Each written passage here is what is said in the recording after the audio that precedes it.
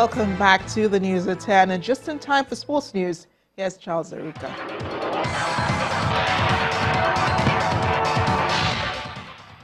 Indeed, we begin with some heartwarming news here. Nigeria's Enyimba have qualified for the quarterfinals of the 2018 CAF Confederations Cup.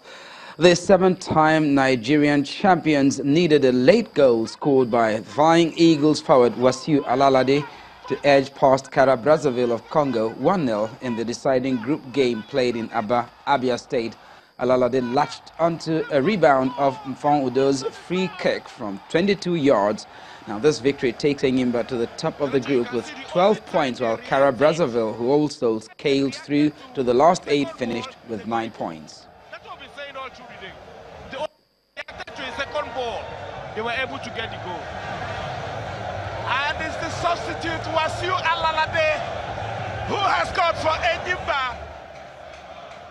Everyone here is on their feet. In football administration, the league management company LMC and the 20 clubs in the Nigeria Professional Football League will meet tomorrow in Abuja to discuss the state of the elite division. This followed the directives of the Nigeria Football Federation, NFF, to the LMC to seek options at ensuring a credible conclusion of the 2017-2018 season. Officials said the October the 15th deadline set by CAF for countries to submit names of representatives for next season's Champions League and Confederations Cup will form a major part of their meeting. The Nigeria Professional Football League, which was billed to have resumed on July the 18th, was told following the leadership crisis that engulfed the NFF. And on the global stage, FIFA President Gianni Infantino says President Trump is committed to a successful 2026 World Cup finals. The world's biggest football showpiece will be heading to North America in 2026, and Mr. Infantino says 8 years is a whole lot to see something amazing from the hosts, the United States, Canada and Mexico. We were obviously focusing on the World Cup 2026, which will be organized by the US together with Canada and Mexico. So it's a great event, and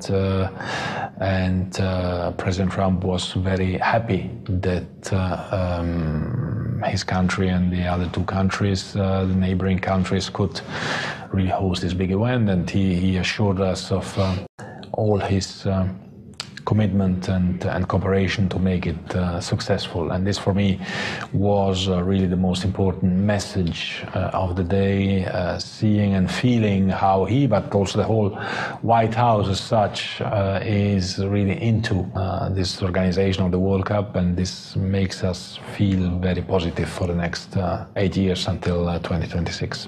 America, US is world champion, reigning world champion, so I invited President Trump to come to France. He said he would come to cheer for the national team. So this will be great. But generally, I think that the Women's World Cup is a great event, and next year's World Cup will certainly mark a new historic page in the development of women's football, you know. Still in the U.S., but this time in tennis, two-time finalist Victoria Azarenka claimed a straightforward 6-1, 6-2 victory over Daria Gavrilova to progress to the third round of the U.S. Open. The Belarusian will face defending champion Sloane Stephens after the American scraped past Angelina Kalina of Ukraine 4-6, 7-5, 6-2 in 2 hours and 45 minutes. Two-time champion Venus Williams also eased into the third round after a brilliant 6-4, 7-5 win over Camilla Giorgi of Italy. And that's sports news on the News at 10. Back to Amarachi with the rest of the news.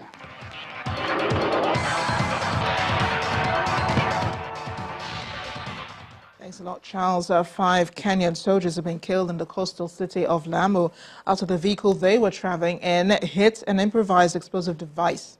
In a statement, the army says the 5 were part of a group of 10 soldiers on a humanitarian assignment to distribute water along the Kiunga-Sankuri Road. Similar attacks are not uncommon in this part of Kenya, as an active cell linked to the Islamist militant group Al-Shabaab operates there. Al-Shabaab fighters have carried out several attacks in Kenya, retaliating the country's military actions in Somalia, where it is part of the African Union force fighting the militant group. The Saudi-led coalition in Yemen has rejected a United Nations report which says some of its attacks may amount to war crimes. According to coalition statements by the state news agency, the report contained many inaccuracies, false allegations made against it based on misleading reports by some non-governmental organizations. In the document, UN human rights experts said they believed war crimes may have been committed by all parties, from arbitrary detentions, torture, and forced disappearances and recruiting children. The accused Yemeni government forces, the coalition backing them, and the rebel Houthi movement are making little effort to minimize civilian casualties, pointing to attacks on residential areas in which thousands of people had died.